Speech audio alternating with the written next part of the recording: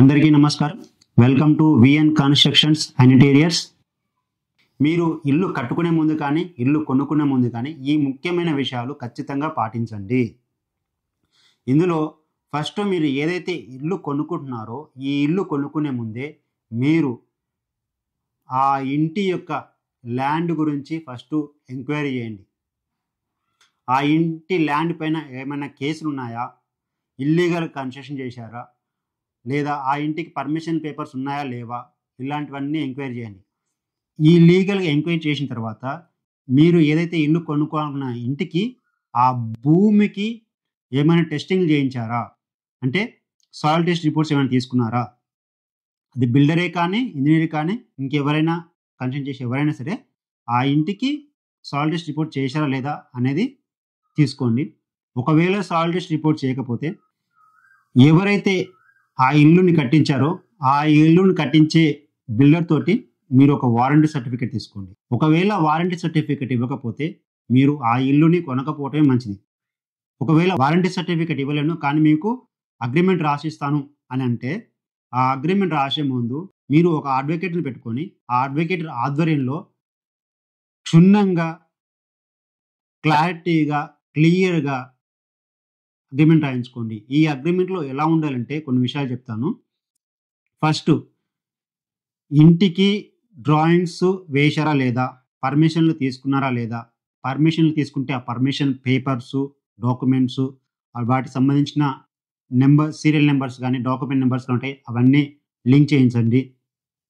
ఆ తర్వాత ఏమన్నా స్ట్రక్చర్ డ్రాయింగ్ వేస్తే ఆ స్ట్రక్చర్ డ్రాయింగ్ సంబంధించిన డాక్యుమెంట్స్ కూడా దానికి అటాచ్ చేయండి. ఆ తర్వాత ఈ ఇంటికి ఎన్ని సంవత్సరాలు వారంటీ ఇస్తున్నారు అనేది ఒకటి, లేదా ఈ ఇంటి పైన ఎన్ని ఫ్లోర్లు వేసుకోవచ్చు అనేది బిల్డర్ ఏమైనా ఇస్తున్నారా, ఈ ఇంటికి ఏమైనా లీగల్ ఇష్యూస్ ఉన్నా, బిల్డింగ్ ఒకవేళ ఏమైనా క్రాకులు కానీ బిల్డింగ్స్ కొలాప్స్ అవ్వడం కానీ జరిగితే అది బిల్డర్ ఏదైతే అమ్మారో వారి బాధ్యత మీదనే అని చెప్పేసి తీసుకోండి. తర్వాత ఆ ఇంటి పైన ఎన్ని ఫ్లోర్లు వేసుకోవచ్చు అనే దాని గురించి కూడా మీరు ఈ అగ్రిమెంట్లోనే రాయించుకోండి. ఇవి ఖచ్చితంగా మీరు పాటించి ఇల్లు కొనుక్కోండి. ఇప్పుడు ఇల్లు కట్టుకునే ముందు చేయాల్సిన పనులు ఏంటంటే, మీరు ఏదైతే ల్యాండ్ భూమి కొనుక్కున్నారో ఆ భూమి మనం ఇల్లు కట్టుకోవటానికి అనుకూలమైనదా కాదా అనేది మీరు ఫస్ట్ చెక్ చేసుకోండి. ఈ భూమి అనేది సాయిల్ టెస్ట్ రిపోర్ట్స్ తోటే మనకు ఎన్ని ఫ్లోర్లు వేసుకోవచ్చు, ఎంత వెయిట్ ఆపుతుంది అనేది వీటిలోనే ఆధారపడి ఉంటుంది.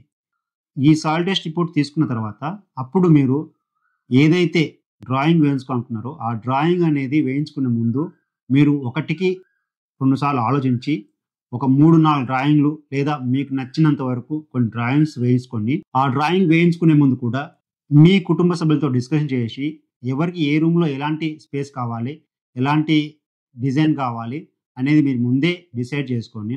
ఆ డిసైడ్ చేసిన ప్రకారమే మీరు డ్రాయింగ్ చేసుకోండి. ఆ తర్వాత ఎలివేషన్ డ్రాయింగ్ వెళ్ళండి. ఎలివేషన్ డ్రాయింగ్స్ కూడా ముందే తీసేసుకోండి. వీటితో పాటు స్ట్రక్చరల్ డ్రాయింగ్ కూడా చాలా ముఖ్యమైన పాత్ర వహిస్తుంది. నేను గతంలో చెప్పాను, ఇప్పుడు చెప్తున్నాను. మన ల్యాండ్కి ఏదైతే సేల్ డీడ్ డాక్యుమెంట్స్ ఎలా అయితే ఉంటుందో మీరు కట్టుకునే ఇంటికి కూడా ఈ స్ట్రక్చరల్ డ్రాయింగ్ అనేది అంత ముఖ్యమైన పాత్ర వహిస్తుంది. ఈ స్ట్రక్చరల్ డ్రాయింగ్ తోటి మనం ఏ కాంక్రీట్ వాడాలి, ఏ స్టీల్ వాడాలి, మనం ఈ ఫ్యూచర్లో ఎన్ని ఫ్లోర్లు వేసుకోవచ్చు అనేది మనకు ముందే తెలుస్తుంది. కాబట్టి మీరు ఖచ్చితంగా అది చిన్న ఇల్లే కానీ పెద్ద ఇల్లే కానీ అపార్ట్మెంటే కానీ ఏ కన్స్ట్రక్షన్ అయినా సరే ఖచ్చితంగా మీరు స్ట్రక్చరల్ డ్రాయింగ్ తీసుకోండి.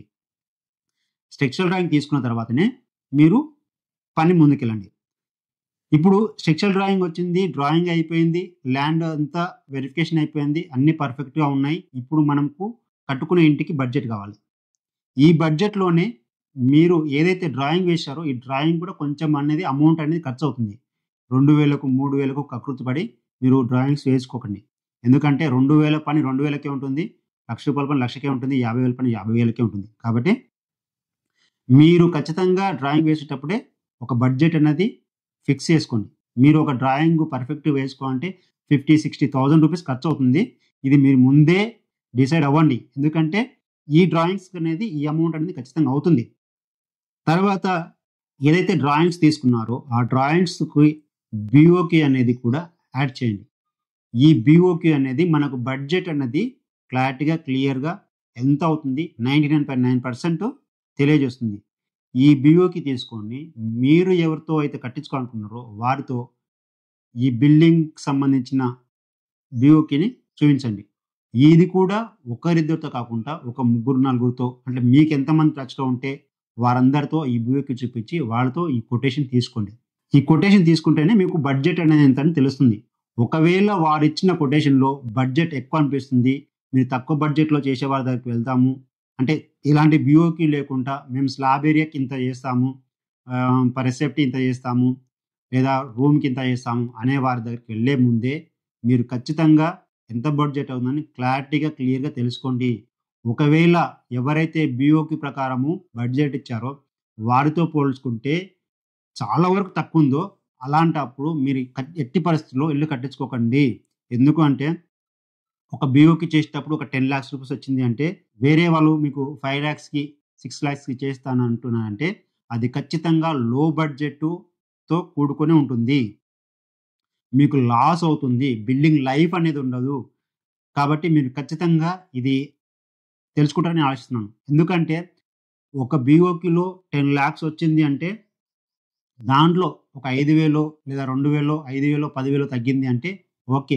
కానీ ఒకేసారి 30%, 40% అలా తగ్గింది అంటే మాత్రం మీరు ఖచ్చితంగా ఇది ఆలోచించి మీ నిర్ణయం తీసుకోవాలి. లేదు వాళ్ళు మేము ఖచ్చితంగా ఇస్తాము అని మిమ్మల్ని ఖచ్చితంగా మభ్యపెట్టి తీసుకుంటారు. అలా తీసుకున్నప్పుడు మీరు 99% మీరు లాస్ అవుతారు. క్రాక్స్ రావటము, బిల్డింగ్ లైఫ్ లేకపోవటము, ఇంకా మీరు ఫ్యూచర్‌లో వేరే ఫ్లోర్ వేసుకునేటప్పుడు ఆ వేరే ఫ్లోర్‌కి బిల్డింగ్ కుంగిపోవటము, లేదా కొలాప్స్ అవ్వటము ఇలాంటివి చాలా ఉంటాయి. మార్కెట్‌లో ఎవ్వరు మీకు చెప్పరు. కాబట్టి ఇవన్నీ చూసుకొని మీరు కట్టుకోండి. ఇప్పుడు నేను మీకు ఒక చిన్న విషయం చెప్తున్నాను. ఇందులో ఏంటంటే మనకు గవర్నమెంట్ ఏదైతే ఉన్నాయో ఆ గవర్నమెంట్స్ ఇప్పుడు కొత్త రూల్స్ తీసుకొస్తున్నాయి.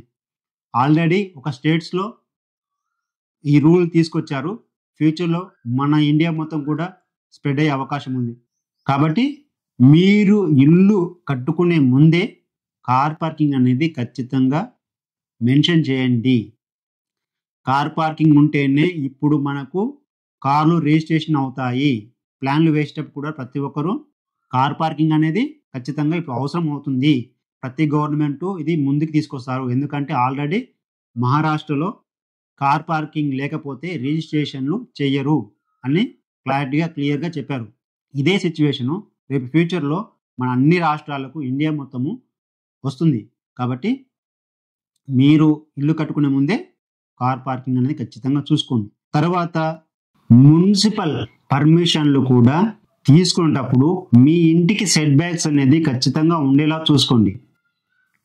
ఒకవేళ సెట్ బ్యాక్స్ లేకపోతే మీరు ఏదైతే ఇల్లు కట్టుకునే ముందు పర్మిషన్ తీసుకునే ముందు మార్ట్‌గేజ్ చేయించారో మీ ఇంటి పైన, ఆ ఇంటిపైన మార్ట్‌గేజ్ అనేది రిలీజ్ అవ్వదు. ఇది ఎందుకు చెప్తున్నానంటే ఆల్రెడీ గవర్నమెంట్ ఒక స్టెప్ ముందు తీసుకుంది. మేము పర్మిషన్‌లు ఇప్పించేటప్పుడు ఇంతకుముందు డీవియేషన్ అయితే ఏదైతే సెట్ బ్యాక్స్ డీవియేషన్ అయితే ఆ సెట్ బ్యాక్ డీవియేషన్ ప్రకారం కొంత అమౌంట్ ఇచ్చేసి డీవియేషన్ కట్టేసి మనం మార్ట్‌గేజ్ రిలీజు, ఆక్యుపెన్సీ సర్టిఫికేట్ తీసుకునేవాళ్ళం. కానీ ఇప్పుడు రాను రాను పరిస్థితులు వేరేలాగా మారుతున్నాయి. మీరు ఇల్లు కట్టుకున్న ముందే సెట్ బ్యాక్స్ అనేది, తర్వాత పర్మిషన్ ప్రకారం కట్టుకుంటున్నామా లేదా అనేది కూడా మీరు గమనించి కట్టుకోండి. ఒకవేళ మీరు కట్టిన ఇల్లే కొనుక్కుంటే ఆ ఇంటి పైన మార్ట్‌గేజ్ ఏదన్నా, ఆక్యుపెన్సీ సర్టిఫికేట్ ఏదైనా ఉంటే అది రిలీజ్ చేసిన తర్వాతనే మీరు ఆ ఇల్లు కొనుక్కోండి. మరీ చెప్తున్నాను, మీరు ఇల్లు కొనుక్కునేటప్పుడు ఇవి ఖచ్చితంగా పాటించి మీరు ఇల్లు కొనుక్కోవటం గాని, కట్టుకోవటం గాని కోరుకుంటారని నేను ఆశిస్తున్నాను. ఈ వీడియో కనుక మీకు నచ్చితే లైక్స్, షేర్, సబ్స్క్రైబ్ చేయండి. Thank you. జై హింద్.